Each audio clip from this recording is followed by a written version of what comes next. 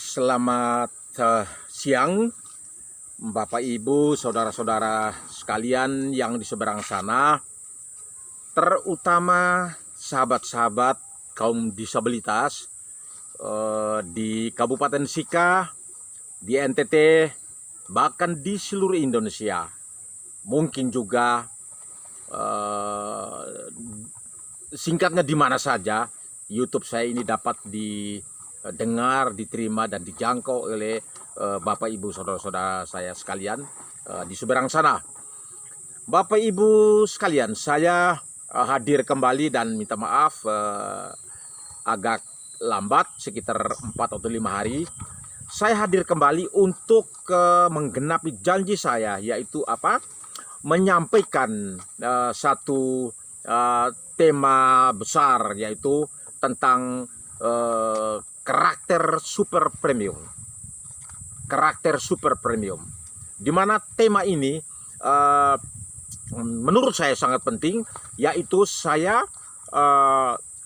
mendapat katakan ilham lah, atau katakan inspirasi yang sangat kuat, yaitu ketika saya jujur ketika saya membaca Alkitab saya, sehingga saya dapat menyusun satu rangkaian karakter ini yang saya namakan karakter super premium, di mana karakter super premium ini terbentuk oleh 6 unsur penting. Dan Bapak Ibu saudara-saudara sekalian, saya sudah menyelesaikan 3 unsur, yaitu unsur pertama adalah unsur kejujuran dan keadilan, unsur jujur dan tulus. Unsur kedua adalah taat dan setia. Unsur ketiga adalah sabar. Sedangkan sekarang saya masuk kepada unsur keempat, di mana unsur keempat ini juga sangat penting, yaitu unsur keadilan, unsur adil. Bapak Ibu saudara-saudara sekalian, saya pikir bahwa kita semua pasti sudah mengetahui, bahkan memaklumi dengan benar ya, bahwa masalah keadilan ini kalau kita tarik di ranah bangsa dan negara kita ya, itu sangat penting, sangat penting, sangat penting. Saya setelah menelusuri dari falsafah, ideologi daripada bangsa dan negara kita ini yang kita sebut dengan Pancasila, bangsa Pancasila, yang memiliki 5 sila itu luar biasa. Saya sangat kaget dan saya rasa sangat bahagia setelah saya menelusuri 5 sila itu, bahwa luar biasa ya, tokoh-tokoh proklamator Bapak Bung Karno, Bung Hatta, dan Bung Sahrir, serta mungkin beberapa sahabat-sahabat mereka lain pada tahun 45, bahkan sebelumnya, mereka telah merancang Pancasila ini luar biasa. Ternyata saya selidiki, hanya unsur keadilan yang disebut 2 kali di dalam Pancasila itu, yaitu sila kedua. Sila kedua itu adalah kemanusiaan yang adil dan beradab. Luar biasa.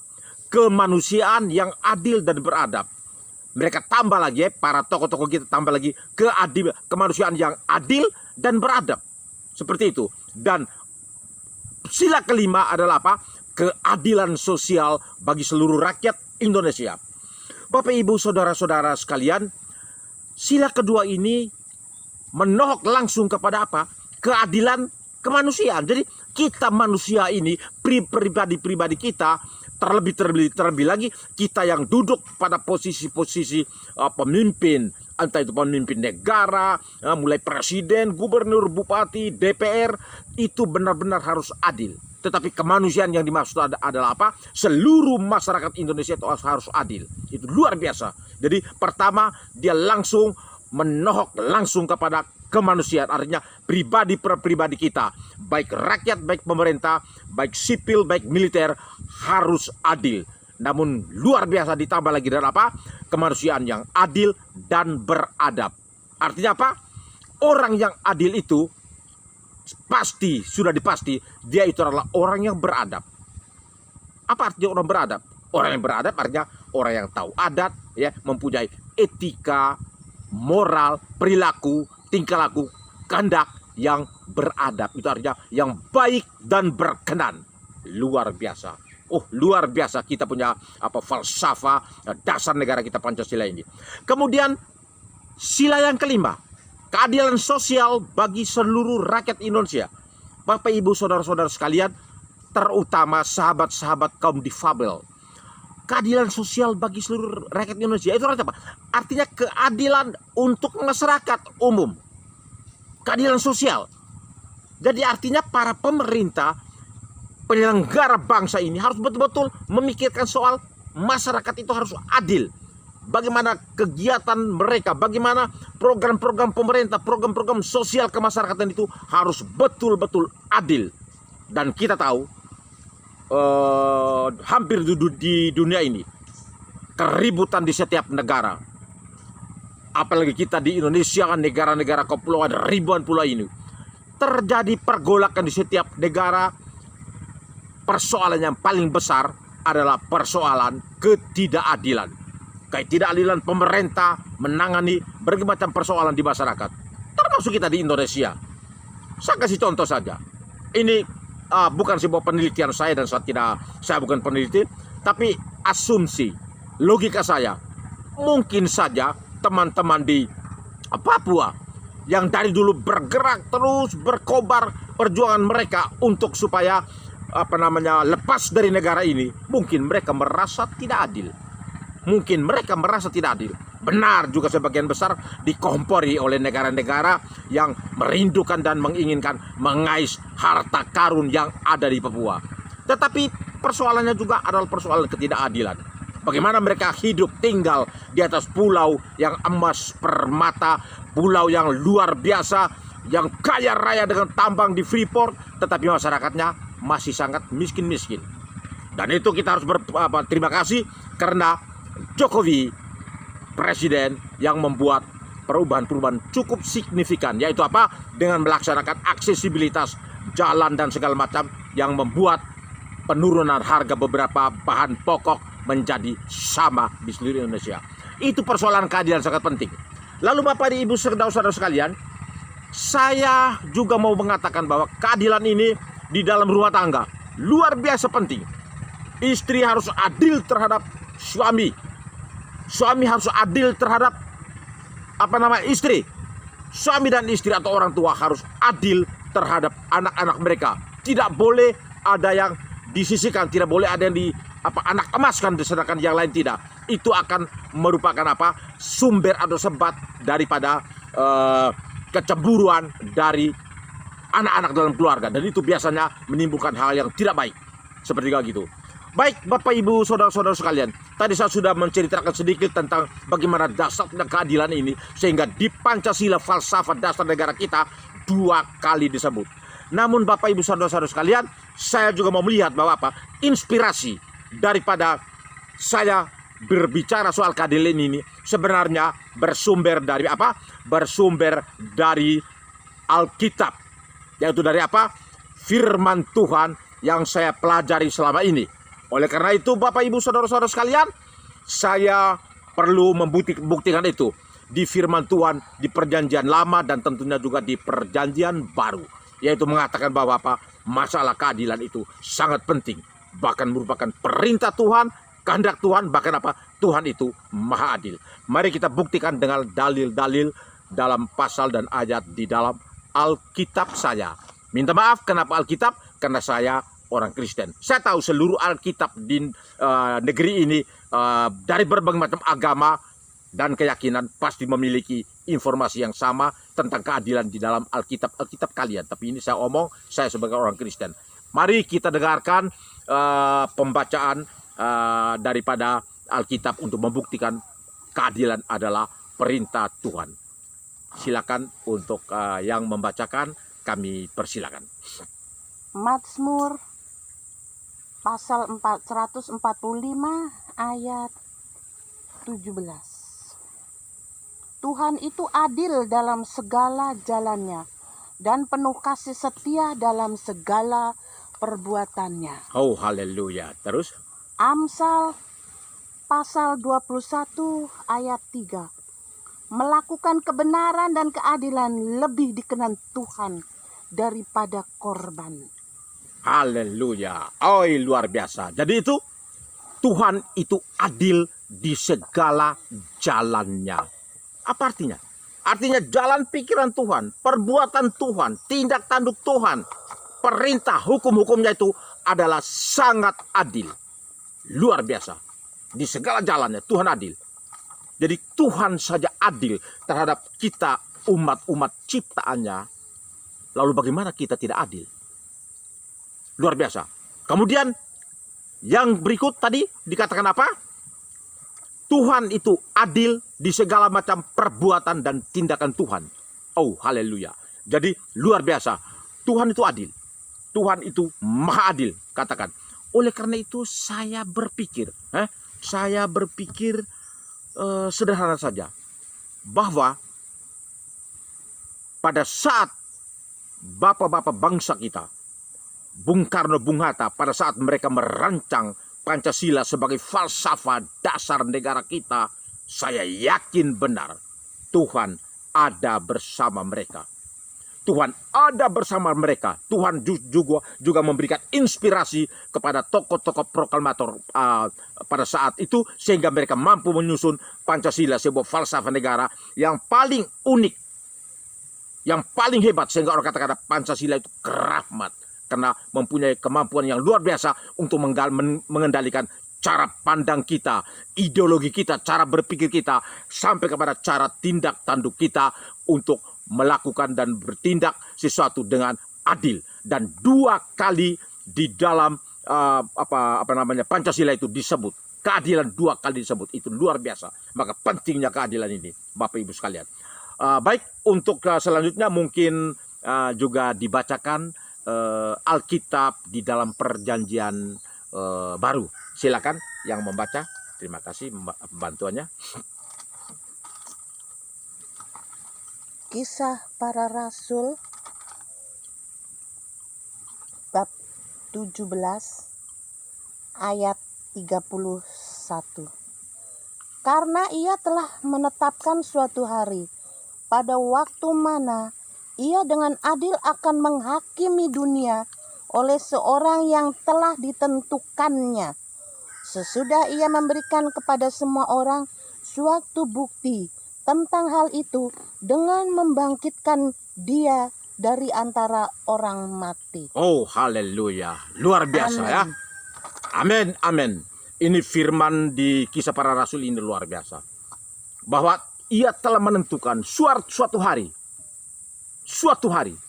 akan mengadili semua orang dengan adil pada akhir zaman. Itu artinya bahwa kita tidak pernah akan luput. Semua manusia di dunia, kita semua, mulai dari seluruh dunia, bahkan saya mau omong soal di negeri ini, Indonesia, mulai dari pusat sampai ke RT RW. Tapi saya mau omong soal Kabupaten Sika di mana saya tinggal ini. Dan saya hari ini mau omong khusus soal keadilan. Yaitu bahwa apa? Bagaimana keadilan ini sangat penting. Telah diperintahkan oleh pemerintah, telah diatur di dalam falsafah negara, bahkan di dalam Undang-Undang Dasar 1945, pemerintah dengan benar-benar secara hurufiah disebutkan di dalam Undang-Undang Dasar 1945. Yaitu apa? Kaum fakir miskin dan anak terlantar dipelihara oleh negara. Dengar Bapak Ibu sekalian. Fakir miskin dan anak terlantar dipelihara oleh negara. Apa artinya?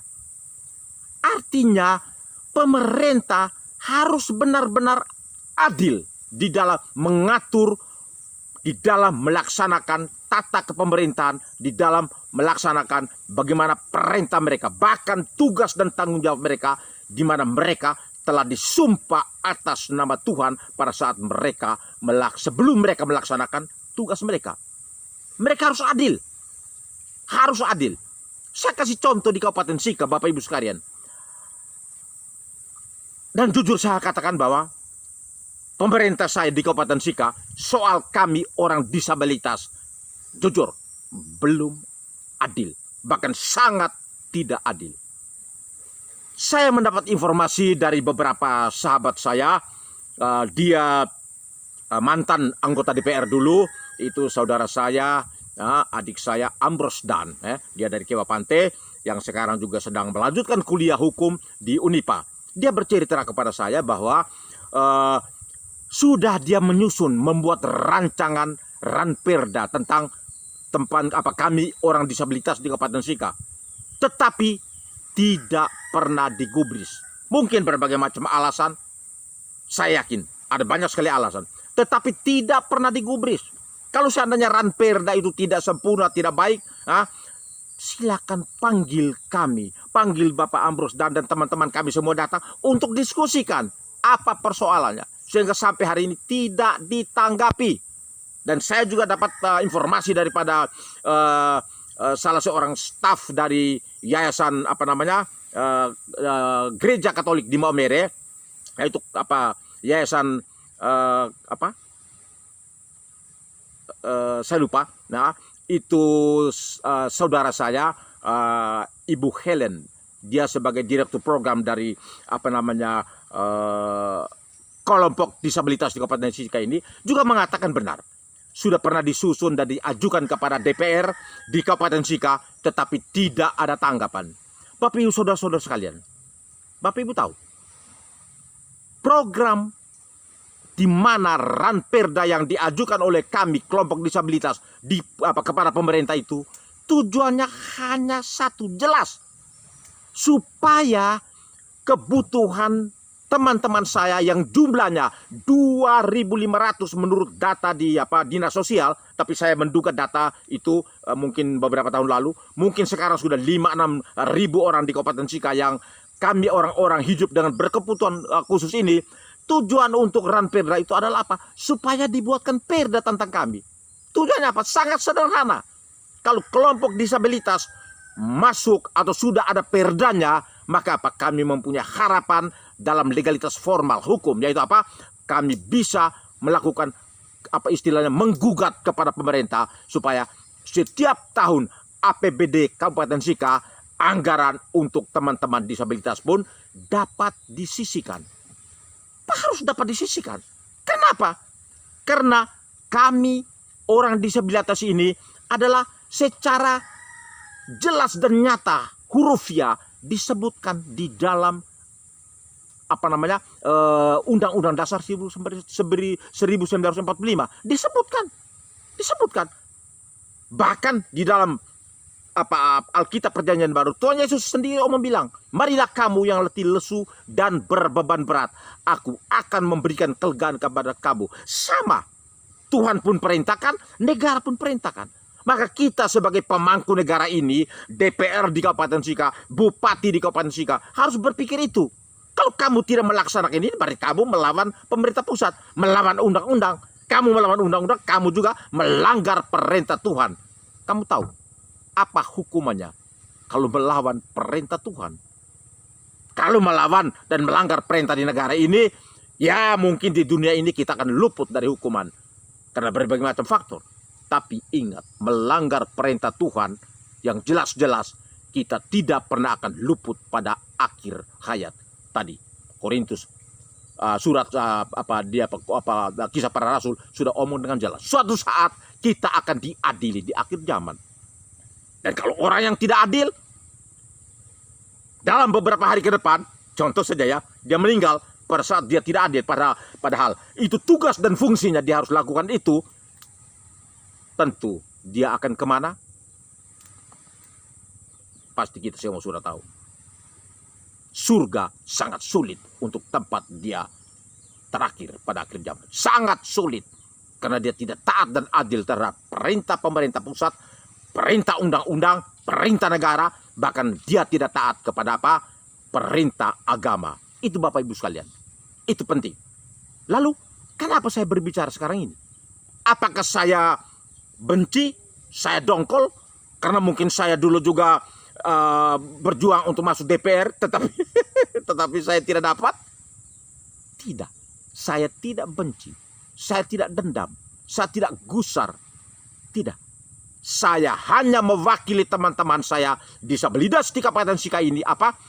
Kami berteriak ini karena kami menggugat dan menuntut hak kami. Dengar, kami menggugat dan menuntut hak kami.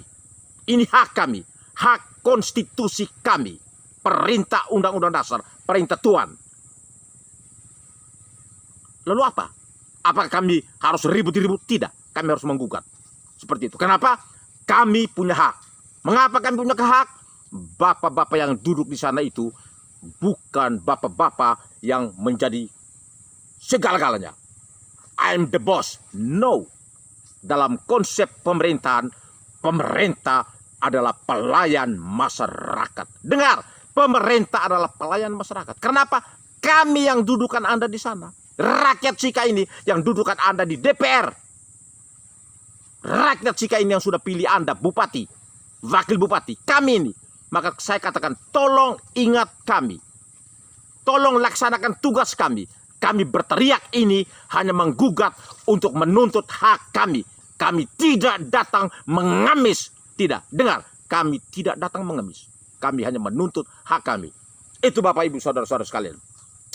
Jadi saya minta maaf, saya agak emosional karena memang sedih. Sudah dibuat ranperda. Yang buat itu orang buta lagi. Ambros Dan itu saudara saya, dia buta. Dia sudah berjuang untuk melakukan itu. Sudah diajukan ke DPR. Mungkin juga kepada bupati, tapi tidak digubris sampai hari ini. Saya katakan, terserah, saya kembalikan ke Bapak Ibu saudara-saudara sekalian di sana. BPR Kabupaten Sika dan bupati, tolong diskusikan baik-baik.